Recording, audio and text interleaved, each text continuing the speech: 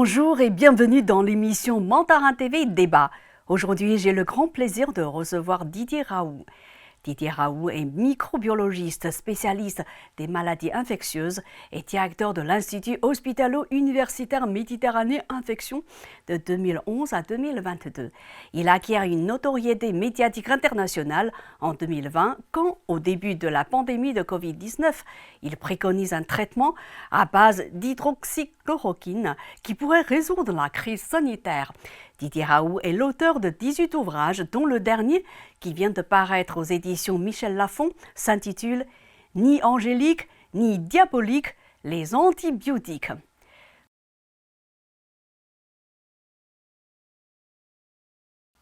Professeur Raoult, bonjour. Bonjour. Merci d'être avec nous. Alors, je crois que c'est aujourd'hui que paraît votre dernier ouvrage qui s'intitule « Ni angélique, ni diabolique, les antibiotiques ». Alors, pourquoi avoir écrit un livre sur les antibiotiques? À qui s'adresse-t-il? Ça s'adresse un peu à tout le monde. Les antibiotiques, si vous voulez, il faut dédiaboliser les antibiotiques. Les antibiotiques sont des outils, la plupart du temps naturels, qui ont des activités multiples, parfois sur les bactéries, parfois sur les virus, parfois sur les parasites, parfois sur les cellules cancéreuses. Donc, il y a beaucoup de confusions qui sont nées du fait que les antibiotiques ont été identifiés pour une première fonction, qui était celle d'avoir un effet contre les bactéries. Et on a fini par croire que ça ne servait qu'à ça et que ça ne faisait que ça. Et ce n'est pas vrai, bien sûr. C'est beaucoup plus compliqué que ça. Oui, c'est ce que vous écrivez dans votre livre, hein, chapitre après chapitre. Même entre les scientifiques, il y a beaucoup de débats, de confusions. Oui, parce que, si vous voulez, on ne peut pas faire une généralité sur les scientifiques. C'est comme si je vous disais, vous savez, les Chinois sont comme ça. Ça vous ferait rire. Il ne faut pas généraliser. Ouais. Ouais, c'est ça. Il y a peut-être quoi, 1,6 milliard? J'imagine qu'il n'y aurait pas 1,6 milliard qui sont pareils. Et donc, chez les scientifiques, il y a toutes sortes de gens qui ont fait des études de sciences. Puis il y a des gens qui ont arrêté d'apprendre il y a 20 ans. Depuis 20 ans, tout a été bouleversé. Depuis 25 ans, tout a été bouleversé. Et donc, on ne peut pas simplifier les choses à ce point-là. Voilà. Avant ce livre, vous avez déjà édité deux livres sur les antibiotiques, n'est-ce pas? Vous les avez écrits en anglais. Oui, je les ai édités, c'est-à-dire quand on est éditeur au sens anglais, c'est-à-dire qu'on coordonne les différents chapitres, et puis il y en a quelques-uns qu'on écrit, dont le plus gros livre qui a été écrit sur les antibiotiques, que j'ai co-édité, et puis un livre que j'ai édité, moi, sur les antibiotiques pour les bactéries qui vivent dans les cellules. En quoi est-ce que celui-ci est différent des deux ouvrages précédents sur le même sujet, alors? Les deux autres étaient techniques, si vous voulez. C'était précisément, si vous voulez, voilà, tel antibiotique marche sur telle bactérie, il y a tel type de résistance, etc. Là, c'est une synthèse, une vue générale. Puis, je n'ai pas le même âge. J'ai vu beaucoup de choses. Et puis, il y a énormément de choses qui se sont déroulées ces dernières années, en pratique d'ailleurs, en partie à cause de l'arrivée de la Chine dans le monde scientifique. Les Chinois pensent différemment. C'est-à-dire, ça nous intéresse. Au sujet des antibiotiques, vous voulez dire? Au sujet des antibiotiques. Oui, allez-y. Les Chinois, une partie des Chinois, je ne peux pas faire de généralité, mais la partie confuséenne des Chinois est une partie très très pragmatique.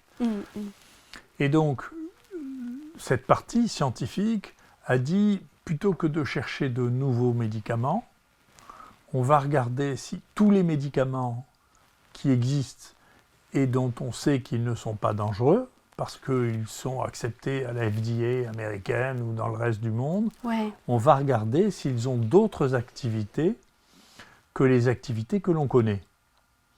Il y a à peu près 2500 molécules qui sont reconnues comme étant sans danger par la FDA. C'est comme ça qu'a été utilisé pour la première fois l'hydroxychloroquine pour le SARS-1. C'est-à-dire ils ont tout testé. Et donc, on a trouvé, en testant tout, il y a des médicaments qui sont des neuroleptiques qui marchent très bien sur les virus. Il y a des médicaments, des anxiolytiques qui marchent très bien sur les virus.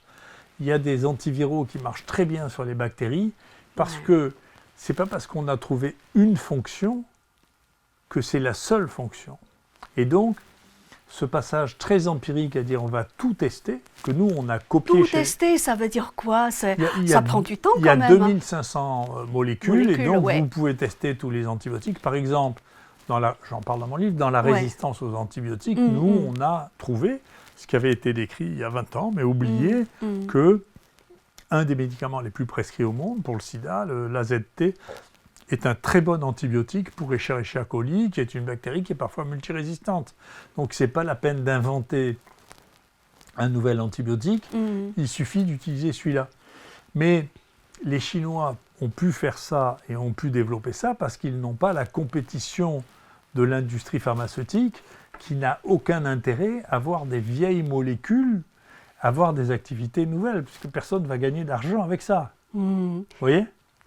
Vous avez parlé de ça dans votre livre, on y reviendra. Oui. Est-ce qu'il y a eu beaucoup d'échanges entre médecins chinois et médecins français au sujet des antibiotiques? Des échanges, on va dire, réguliers et organisés? Je ne sais pas, je ne crois pas. Moi je lis beaucoup tout court et je lis beaucoup de littérature. Ouais. Donc c'est vrai que depuis, je ne sais pas, 5 à 10 ans, la science que je fais, qui est une science très empirique, est essentiellement en compétition avec le sud-est asiatique, c'est-à-dire avec la civilisation confucéenne, parce qu'elle pense comme moi. D'accord ? Et donc, tout nouvel outil ouvre un nouveau champ. Donc les Chinois se sont rués sur le séquençage, par exemple, moi aussi. Et donc on a fait... C'est un hasard. Je ne sais pas si c'est un hasard, mais en tout cas, ce sont des voies parallèles, si vous voulez. C'est ça. Et je vois en France, les gens ne séquençaient pas, il y avait énormément de retard sur la séquence, tandis qu'en Chine, il y avait un énorme investissement sur quelque chose de nouveau, puisque c'est un pays qui commençait à faire de la science nouvelle, et qui sont jetés sur les choses les plus récentes. Tandis que moi, c'était l'évolution de mon cours de pensée qui m'a amené à... Naturellement, ça vous a amené... Oui. Parce que c'est mon côté joueur, j'aime bien les nouveaux jouets. Et donc, comme la séquence était un nouveau jouet, j'ai fait énormément de séquences parce que ça me plaisait, ça m'amusait. Vous êtes microbiologiste, un grand spécialiste des maladies infectieuses. Est-ce que c'est le fait d'être spécialiste des maladies infectieuses qui vous a amené progressivement à approfondir vos travaux de recherche sur les antibiotiques ? Alors bien sûr, les antibiotiques, c'est un des outils des maladies infectieuses. Alors, dans votre livre, il me semble que vous insistez beaucoup sur la résistance aux antibiotiques. Vous y avez consacré beaucoup de passages et beaucoup de réflexions. Pourquoi ? Parce que, si vous voulez, le monde vit en équilibre. D'accord ? Et dans ce monde qui vit en équilibre, si vous déséquilibrez ce système, le système trouve une nouvelle forme d'équilibre. Les molécules qu'on utilise comme antibiotiques sont des molécules qui sont utilisées, pour beaucoup d'entre elles, pour la lutte entre les organismes entre eux. D'accord ? Donc si l'homme rajoute des quantités considérables de ces molécules, qui sont des molécules pour la plupart naturelles, dans un écosystème donné, il change cet écosystème, et donc une partie des microbes qui va vivre dans cet écosystème va apprendre à se défendre contre cette agression que les hommes font au système, à l'écosystème. Et donc, après, ces résistances ont toujours existé. Moi, j'ai cultivé des bactéries qui avaient 2,3 millions d'années. D'accord ? 2,3 millions d'années. Oui, dans du permafrost russe. Elles avaient plein de mécanismes de résistance. Donc ce n'est pas l'homme qui a inventé les antibiotiques pour lesquels elles sont résistantes. Elles sont résistantes. Elles étaient résistantes parce que c'est des armes qu'utilisent les microbes pour se disputer entre eux. Vous D'accord ? Et donc, dans un certain nombre de cas, l'homme utilise trop de ces molécules et crée un écosystème dangereux. Il y en a un qui est dangereux parce qu'il a été utilisé à des niveaux très importants, c'est pour les animaux. D'accord ? Si on donne des antibiotiques de manière... des tonnes d'antibiotiques pour les animaux, ça pose des problèmes. Ça a été le cas en Chine, d'ailleurs. En Chine, colimicine a été un antibiotique qui a été utilisé par tonnes, et on a fini par trouver de la colimicine partout, même dans les rivières. Hein. Donc ça a été régulé depuis, mais donc il faut faire attention à ce que l'on fait. Et c'est plutôt, si vous voulez, dans les conditions, pour que les résistances se développent, il faut que la concentration d'antibiotiques que l'on donne par individu soit très importante. Si on en donne un peu, c'est-à-dire un enfant qui prend une fois par an des antibiotiques ne va pas développer des résistances. Mais si vous êtes dans une réanimation, dans un hôpital, pendant un mois, vous allez recevoir des grammes et des grammes d'antibiotiques, et à la fin, vous allez avoir des bactéries qui seront de plus en plus résistantes. D'accord ? Donc tout ça, c'est un écosystème, c'est un équilibre, et vous ne pouvez pas tirer de conclusion de ce qui se passe dans un écosystème pour le monde entier. C'est pas vrai, ça. C'est pas vrai. Donc, si vous utilisez beaucoup d'antibiotiques dans une réanimation, les bactéries sont très résistantes. Mais dans la rue, vous n'aurez pas les mêmes bactéries. C'est pas les mêmes. D'accord ? C'est celles qui ont subi la pression des antibiotiques. Alors, dans votre livre, vous écrivez aussi l'idée qu'il existe de moins en moins d'antibiotiques est réellement un mensonge. Quelle est la réalité alors ? Non, mais les gens disent, si vous voulez, on vit, nous, je ne sais pas ce que deviendra le monde de la Chine, mais nous, l'Europe a inventé le système de l'obsolescence. D'accord ? C'est-à-dire, le système de l'obsolescence, c'est le système du brevet. C'est-à-dire qu'à partir du 19e siècle, au début du capitalisme, on décide, voilà, pour que tout le monde partage les inventions, les nouveautés, on crée, c'est Watt qui fait ça, on crée le brevet qui est le monopole d'utilisation d'une invention, mais on le donne ce monopole que pour 20 ans. Et donc ça veut dire qu'on crée le principe de l'obsolescence. C'est-à-dire, on crée le principe qu'il faudra trouver quelque chose d'autre au bout de 20 ans pour gagner de l'argent. D'accord ? Et donc, vous le voyez bien, votre téléphone portable, voiture, vous voyez bien qu'en réalité, moi, pour les voitures, je suis plus vieux que vous, moi je vois que les voitures sont beaucoup moins robustes maintenant que ce qu'elles étaient il y a 30 ans. Je crois que ça a été créé pour que ça tombe dans l'obsolescence. Exactement. Et ça vous oblige à renouveler. Exactement. Et les téléphones, c'est pareil. Et donc, on est dans un piège. Ouais. On a quelque chose où on ne gagne rien pour de bon, mais on est obligé de le faire parce que c'est ce qu'on appelle l'obsolescence programmée, c'est-à-dire qu'au bout d'un moment, vous êtes obligé de racheter pour faire marcher le système qui est un système basé sur l'obsolescence.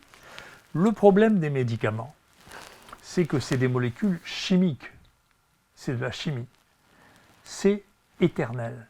Éternel. Eh oui. Et donc, ça veut dire que le principe de l'obsolescence ne s'applique pas aux médicaments. Exactement. Et donc, il n'y a aucun antibiotique qui est disparu. C'est des molécules. Donc, quand on vous dit qu'il y a de moins en moins d'antibiotiques, ça ne peut être qu'un mensonge. Puisque aucune molécule... C'est un mensonge qui vient de l'industrie pharmaceutique, essentiellement. Qui vient de, si vous voulez, qui vient de toute la société capitalistique, ne vit que de l'innovation. Mais en même temps, l'innovation, c'est ce qui fait progresser aussi l'humanité. Oui, mais il y a des domaines dans lesquels vous pouvez faire de l'innovation, et il y a des domaines dans lesquels vous êtes à la fin d'une histoire. Tous les domaines ne peuvent pas progresser tout le temps, c'est un fantasme. Le progrès permanent de tous les domaines est un fantasme. Mais dans le domaine des antibiotiques, par exemple, j'imagine que vous, scientifiques, vous ne cessez d'avancer dans vos travaux de recherche, dans l'idée, je parle sous votre contrôle, hein, de trouver, je vais dire, des remèdes plus performants, enfin plus efficaces aussi. Je peux vous dire, moi, quand j'ai créé ce qu'allait devenir l'IHU, ouais. On a créé des protocoles thérapeutiques sur lesquels nous n'utilisions que des molécules génériques. C'est-à-dire que des molécules de plus de 20 ans. Ça veut dire que pour traiter dans un des endroits les plus spécialisés au monde pour les traitements des maladies infectieuses, concernant les antibiotiques, nous n'utilisions aucun antibiotique de moins de 20 ans. D'accord ? Et on soigne très très bien les malades, il n'y a pas de problème, on n'a pas d'échec thérapeutique. Et donc, c'est un vrai débat. On a eu d'ailleurs un conflit comme ça virtuel, puisque on a utilisé pour traiter les tuberculoses multirésistantes, c'est qu'il y a une tuberculose multirésistante qui vient de Pékin, qui s'appelle Beijing. Ouais. Et le meilleur traitement de cette tuberculose, c'est un très vieux médicament qui s'appelle la clofazimine. Et ce très vieux médicament est un médicament qui a été utilisé des millions de fois dans la lèpre. D'accord ? C'est le traitement de base de la lèpre qu'on donne pendant des années, qui était au début utilisé comme antituberculeux et qui est le plus efficace, aussi bien in vitro qu'in vivo. Et qu'est-ce qui se passe ? Comme l'industrie pharmaceutique finance des molécules nouvelles qui ne marchent pas, d'ailleurs ils publient ça régulièrement, ça ne marche pas, eh bien c'est les Indiens font une très très belle étude avec ces molécules pour montrer qu'on arrive à diviser par 2 la durée du traitement des tuberculoses multirésistantes. Donc vous avez une image qui est extraordinairement intéressante, c'est que ceux qui n'ont pas d'industrie pharmaceutique actuellement traitent mieux les gens que ceux qui ont une industrie pharmaceutique parce qu'ils n'ont pas de conflit d'intérêts financier. C'est donc quelque chose qui se passe. C'est un retournement de situation étonnant. Est-ce que le phénomène dont vous venez de parler, ça concerne tout le monde occidental, par exemple ? Bien sûr. Bien sûr. Bien sûr, moi, quand je parle de la Chine, souvent, je donne un exemple. Si vous voulez, il y a des laboratoires qui sont très sophistiqués, laboratoires américains, anglais, français, etc., qui regardaient pour la lutte contre le paludisme. Avant, le paludisme, on traitait ça avec la chloroquine. Hein. Et puis, qui c'est qui a fait la plus grande révolution sur le traitement du paludisme ? C'est une chercheuse chinoise du temps de Mao Tse-tung qui a analysé l'artésimine. Là, on était loin du capitalisme. On était loin du capitalisme. Ah oui, ouais. Et c'était un extrait de plante qui était connu depuis des centaines d'années pour traiter le paludisme. Mais de la même manière, vous savez que la chloroquine, c'est un dérivé de la quinine qui était utilisé depuis des centaines d'années au Pérou, ça vient du quinquina, pour soigner la fièvre.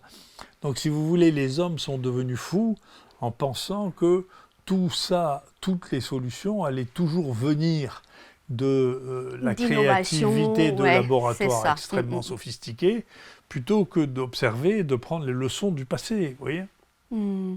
Mais d'ailleurs, en Chine, en parlant de ça, il y a un retour progressif à la médecine traditionnelle. Ouais. Après avoir, prôné pendant des dizaines d'années la médecine occidentale, maintenant, on arrive à dire, voilà, la médecine traditionnelle chinoise, elle est très efficace aussi. Pour soigner certaines maladies, ce qu'il faut, c'est la complémentarité des 2 médecines. Alors, en parlant de conflit d'intérêts, vous avez écrit dans votre livre une phrase qui m'a beaucoup surprise.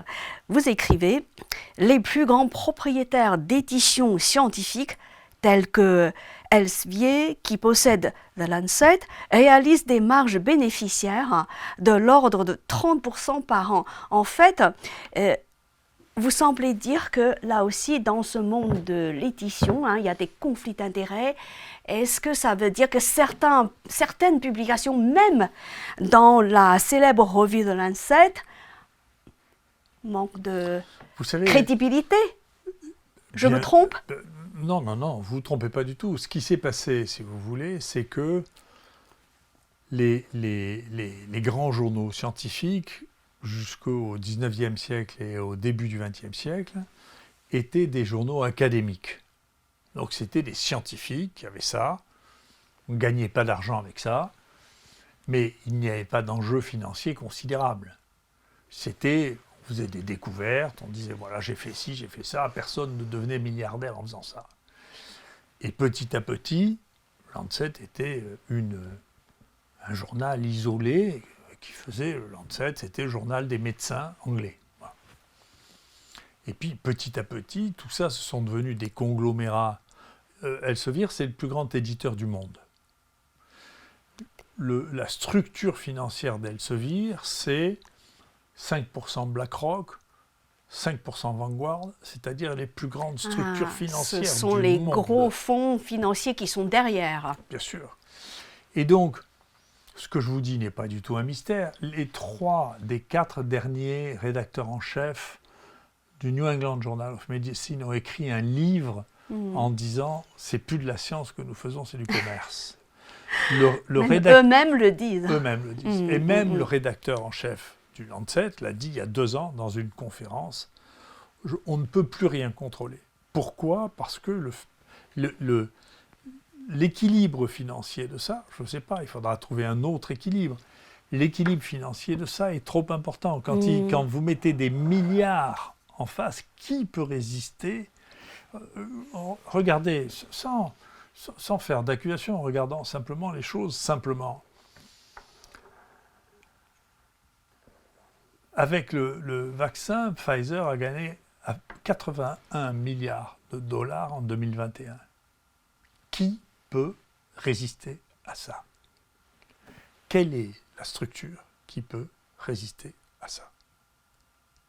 BlackRock a le 3e budget mondial après les États-Unis et la Chine. Qui peut résister à ça ? Donc nous avons un vrai problème qui est, il faut trouver un nouvel équilibre qui fasse, pour la santé, qui fasse que on ne soit pas aussi fragile vis-à-vis de ça. Moi, je pense que, par exemple, il faut créer des journaux dans lesquels on ne publie aucune étude faite avec l'industrie pharmaceutique. Zéro. Au moins, ceux-là seront crédibles. En France, comment ça se passe alors ? En France, il n'y a plus de littérature scientifique, elle a disparu. Elle a été rachetée par Elsevier. Mais ça sort en Chine, ça sort en Inde, ça sort... Donc il se crée toute... C'est pour ça, quand je dis le monde change, bien entendu, les Chinois se sont rendus compte que c'était un système extrêmement rentable et fonctionnel, et donc les Chinois savent très bien, comme les autres, comment on peut gagner de l'argent, comme tous les humains. Et donc ils ont commencé à faire des journaux, les Indiens ont commencé à faire des journaux, et donc l'espèce de monopole qui était le monopole de l'Angleterre et des États-Unis est en train de disparaître. Et ils se battent beaucoup. Par exemple, en France, le Conseil des universités a dit qu'il ne tiendrait pas compte des publications qui sont faites dans les journaux chinois ou dans les journaux indiens. Ah, vous voyez ? on en est là. On en est là, ouais.